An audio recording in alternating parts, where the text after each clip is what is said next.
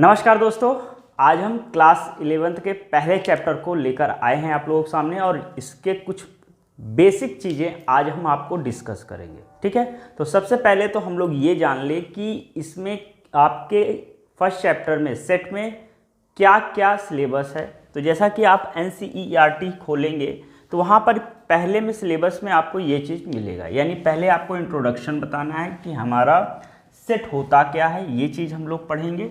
उसके बाद हम लोग पढ़ेंगे set and their representation, means set क्या होता है, कब आप किसी चीज़ को सेट बोलेंगे और कब आप किसी चीज़ को सेट नहीं बोलेंगे। फिर दूसरी बात होती है कि सेट को हम कैसे लिखें, ये चीज़ हम लोग दूसरे पॉइंट ऑफ व्यू से पढ़ेंगे। फिर तीसरे में हम लोग टाइप ऑफ सेट पढ़ते हैं, जहाँ पर हम लोग डिफरेंट टाइप ऑफ सेट पढ़ेंगे, जहाँ पर आपका ये लिखा हुआ है कि पहले हम लोग इम्पटी सेट पढ़ेंगे, उसके बाद फाइनाइट एंड इनफाइनाइट सेट पढ़ेंगे, फिर इक्वल सेट पढ़ेंगे, पावर सेट पढ़ेंगे, यूनिवर्सल सेट पढ़ेंगे। ठीक है, उसके बाद वेन डायग्राम, फिर ऑपरेशन ऑन सेट्स, सेट पर कितने ऑपरेशंस किए जा सके, कौन कौन से ऑपरेशंस होंगे, आप वाला ऑपरेशन नहीं, यहाँ पर हम अलग तरीके का ऑपरेशन सेट पे करेंगे। ठीक है, फिर कॉम्प्लीमेंट ऑफ सेट्स पढ़ेंगे। उसके बाद आपका लिखा है practical problems on union and intersection of two sets. मेरे प्यारे दोस्तों, जैसा कि आप लोग जानते हैं कि जो हमने अभी डिलीटेड सिलेबस आपको प्रोवाइड कराया है वहाँ पर ये चीज़ डिलीट हो गया है, इसलिए इसको इस बार हम लोग नहीं पढ़ेंगे। हम लोग केवल यहाँ से लेकर यहाँ तक की बात करेंगे। आज जो हम लोग बात करने जा रहे हैं वो सेट के एक बेसिक इंट्रोडक्शन को लेकर आए हैं आप लोग के सामने। और ध्यान दीजिएगा, हम लोग कैसे आप लोग को मतलब हम जो है कैसे आपको पढ़ाएंगे। तो जैसा कि पहला आप NCERT के लेंगे तो NCERT में पहला एक्सरसाइज आपका है 1.1। तो हम लोग 1.1 के पहले वाला पूरा कॉन्सेप्ट को डिस्कस करेंगे। आफ्टर दैट हम लोग इस एक्सरसाइज को सॉल्व करेंगे, फिर हम लोग अगले एक्सरसाइज के कॉन्सेप्ट्स को डिस्कस करेंगे, फिर अगले एक्सरसाइज को सॉल्व करेंगे। यानी एक वीडियो में कॉन्सेप्ट, दूसरी वीडियो में उस एक्सरसाइज का सलूशन। अगर एक्सरसाइज थोड़ा बड़ा होगा तो हो सकता है 2 वीडियो में करा दिया जाए, that will depend on case. तो चलिए आप लोग एक बार इसका स्क्रीनशॉट ले लीजिए, अपनी कॉपियों में लिख लीजिए, फिर हम लोग आगे की ओर चले। तो बच्चों, अब हम लोग पढ़ने जा रहे हैं कि सेट होता क्या है। जो आपका पहला चैप्टर है सेट्स, ये होता क्या है, ये चीज़ हम लोग जानने जा रहे हैं। तो जैसा कि आप लोग जानते हैं सेट क्या होता है, ये कलेक्शन होता है।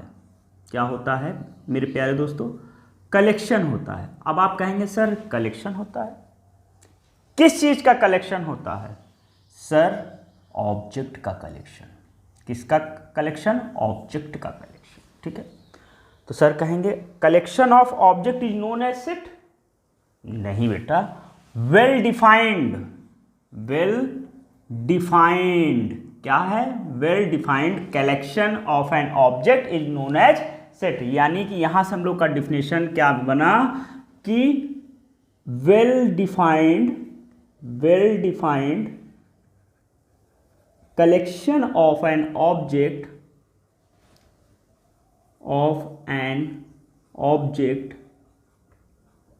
Is known as set.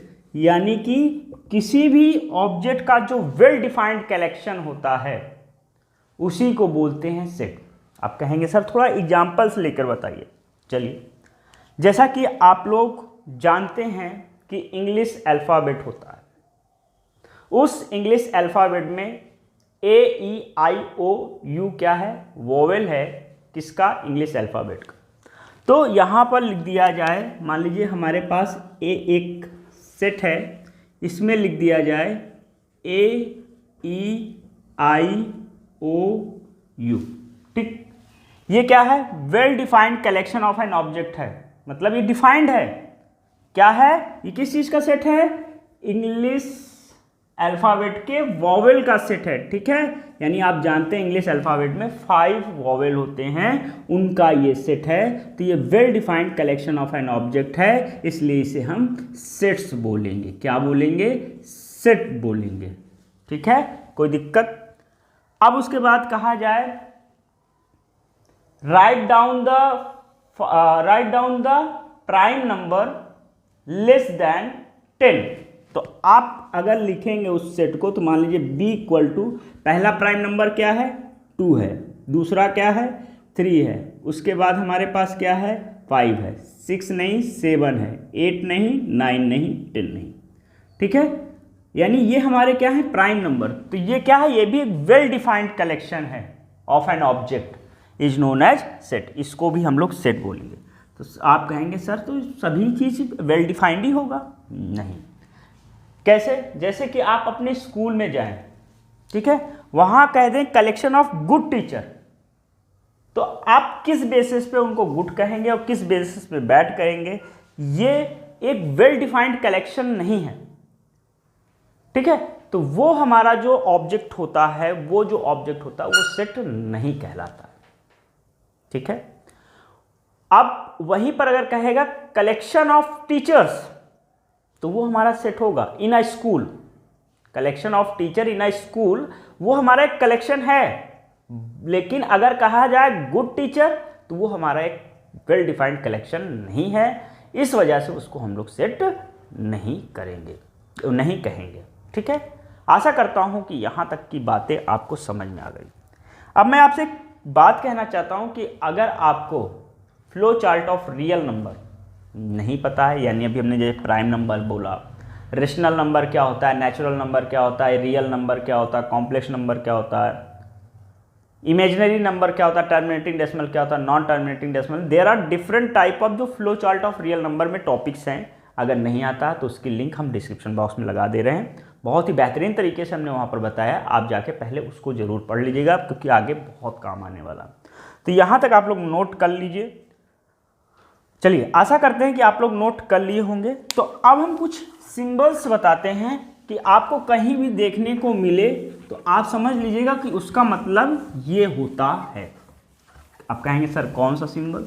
चलिए, जैसे कि आपको कहीं पर लिखा दिखे एन, कैपिटल एन दिखे, ठीक है, तो आप इसको क्या मानेंगे बेटा? क्या मानेंगे? For the set of natural number. क्या मानेंगे? For the set of natural number. ठीक है, हाँ या ना? चलिए नोट कर लीजिए। फिर उसके बाद हम लोग आते हैं जेड। जेड क्या होता है? जेड क्या होता है? For the set of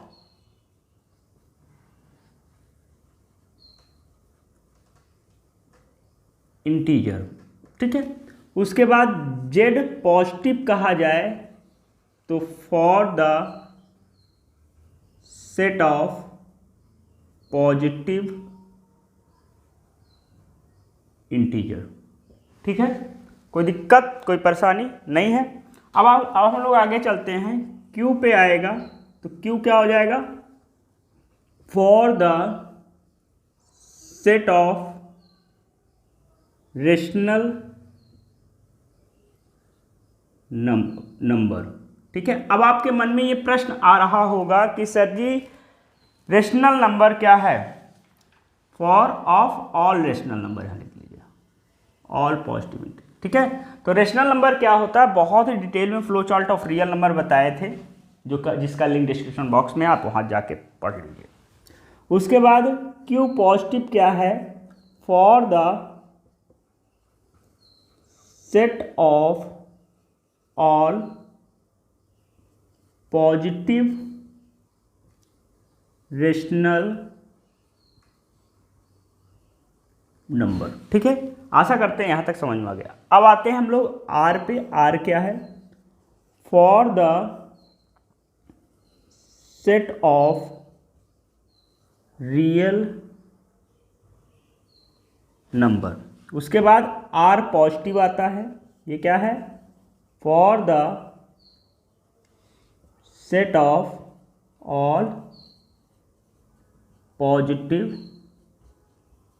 real number. चलिए, यहाँ तक हो गया।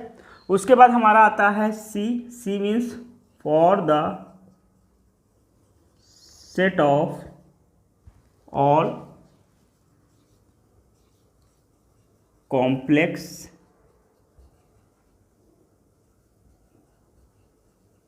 नंबर। ठीक है, तो अगर आपको कहीं भी एन दिखे तो आप ये समझ लीजिएगा कि वो किस चीज़ का सेट है, set of all natural number, set of all natural number. Z दिखे तो सेट ऑफ ऑल इंटीजर, ठीक है।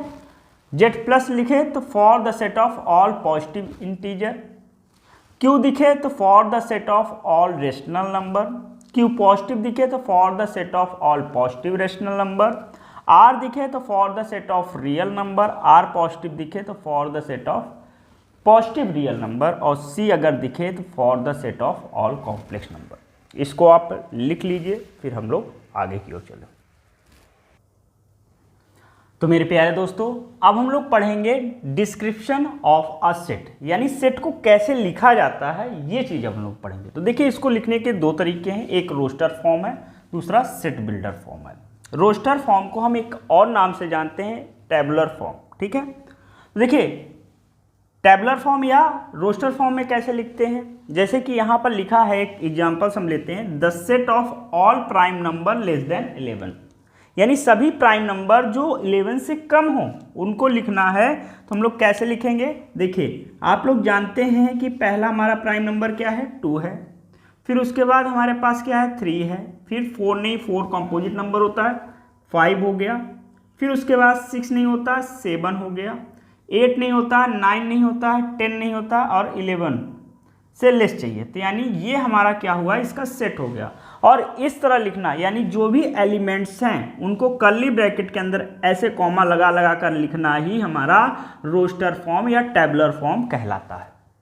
क्लियर हो गई बात, हाँ या ना, कह दो यस सर, हो गई। अब बेटा हम लोग चलेंगे सेट बिल्डर फॉर्म में। सेट बिल्डर फॉर्म में हम लोग एक एग्जाम्पल लेते हैं, उसके थ्रू समझते हैं। तो the set of all even natural number, यानी जितने भी इवन नेचुरल नंबर हैं, आप जानते हैं इवन नेचुरल नंबर बहुत ज़्यादा, यानी इनफाइनाइट आप इसे सेट कह सकते हैं, वो आगे हम लोग बात करेंगे। तो लिखेंगे कैसे, जैसे कि ये हमारा ई, हमने मान लिया ई कोई सेट है, इक्वल टू कर्ली ब्रैकेट यहाँ पर भी लिखना है, और अंदर इन 3 तरीकों से हम इसको लिख सकते हैं। पहला, अब देखिए बेटा, यहाँ पर सबसे इंपॉर्टेंट बात ये होती है कि हम लोग इसको पढ़ेंगे कैसे, क्योंकि आपको पढ़ने में थोड़ी दिक्कत। यहाँ तो सिंपली था कर्ली ब्रैकेट 2, 3, 4, 2, 3, 5, 7 हम लोगों ने पढ़ लिया। लेकिन यहाँ पर हम लोग को दिक्कत होगी। दिक्कत क्या होगी, यहाँ पर हम लोग पढ़ेंगे यक्स सच दैट यक्स, इसको क्या बोलते हैं, सच दैट, लिख लीजिएगा क्योंकि पढ़ना आना चाहिए। क्या लिखेंगे यहाँ, क्या बोलेंगे इसको, x such that x is a natural number, ठीक है, नेचुरल नंबर की बात की, and x is equal to 2n। 2n क्यों है, क्योंकि आपको आप जानते हैं कि जब भी इवन नंबर की बात होती है तो इवन नंबर 2 का डिविजिबल होता है, इसलिए 2n हो गया। अब आपको यह भी बताना पड़ेगा कि n क्या है। तो n बिलोंग, इसको क्या बोलते हैं, belongs to, belongs to, note कर लीजिएगा, ये सब बार बार नहीं बताएंगे। n belongs to natural number. अभी इसके पहले हमने बताया कि n क्या है, n हमारा एक नेचुरल नंबर है, अभी बताया आपको, ठीक है, अच्छी बात है। और इसको किस तरह से लिख सकते हैं, इस तरह से लिख सकते हैं, यस सच दैट एक्स, इसको क्या बोलेंगे, 2 बिंदी अगर लगी हुई तो इसको क्या बोलेंगे, such that x, such that x belongs to n, n means natural number, x equal to 2n, ये फॉर्मूला हो गया इसका, यानी ये हमारी कंडीशन है, n belongs to natural number.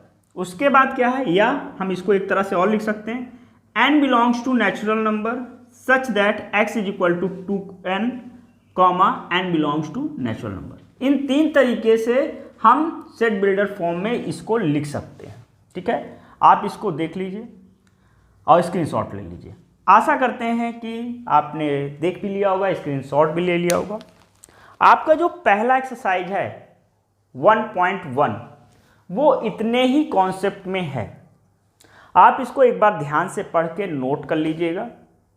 Next जो हमारी वीडियो आएगी वो वीडियो एक्सरसाइज नंबर 1.1 के सलूशन की आएगी, और जैसे ही हम उस सलूशन को करा पाएंगे, हो सकता है कि हम एक ही वीडियो में पूरे सॉल्यूशंस को प्रोवाइड करा दें आपको। फिर नेक्स्ट वीडियो में हम नेक्स्ट एक्सरसाइज के कॉन्सेप्ट्स को डिस्कस करेंगे, ठीक है। इस तरह से हम अपने इस जो सेशन चला रहे हैं, आप क्लास 11th और 12th का यहीं से शुरुआत कर रहे हैं। धीरे धीरे हम लोग आपके आगे के बारे में भी सोचेंगे, यानी IIT में जो मोस्ट इंपॉर्टेंट क्वेश्चंस हैं, कैसे क्वेश्चंस आते हैं, हमको और कैसे तैयारी करनी है, ये सारा डिस्कशन हम लोग यहाँ पर करेंगे। और जैसा कि आप लोग जानते हैं कि हमारी क्लास 12th के सिलेबस की वीडियो डिल हो गई थी, तो हमारी वो वीडियो ऑलरेडी हमारे फ़ोन पे थी। तो आज हमने यानी मतलब आपको ये अब कब मिले वीडियो, ये शायद शाम तक मिले, तो उसको हम फिर से डलवा दिए। तो आप लोग फिर से उसी तरह का प्यार उसमें प्रोवाइड कराइएगा, और जो हुआ वो हुआ। चलिए, और उसका अपडेटेड वर्जन भी, मतलब दोनों तरह का, मतलब पहले सिलेबस क्या है, क्या डिलीट हुआ, सब चीज़ आपको जानकारी होनी चाहिए। और ये सारा चीज़ हम लोग करते हैं। और कोई भी दिक्कत अगर इसमें हो किसी भी कॉन्सेप्ट में, तो उसको कमेंट सेक्शन में बताइएगा, हम आपको उन चीज़ों को बता देंगे। और हमारे टेलीग्राम चैनल को ज्वाइन कर लीजिए। कोई भी प्रॉब्लम है किसी भी टॉपिक में कुछ भी, तो वहाँ पर मैसेज कीजिए, हम आपको वहाँ पर रिप्लाई करेंगे। टेलीग्राम का लिंक भी हम डिस्क्रिप्शन बॉक्स में लगा देते हैं। तो चलिए चलते हैं, मिलेंगे अगली वीडियो में। तब तक के लिए धन्यवाद। जय हिंद, जय भारत।